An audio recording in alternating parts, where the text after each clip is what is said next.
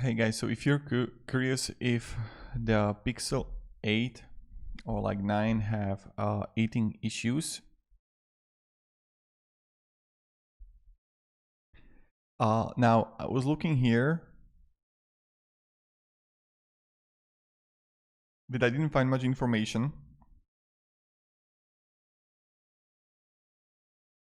And there can be like mixed kind of like thoughts on it. Been using my 9 Pro 2 weeks and haven't had any experience anything like what the article mentions. It's been 26 Celsius here and no issues scrolling taking pics outside.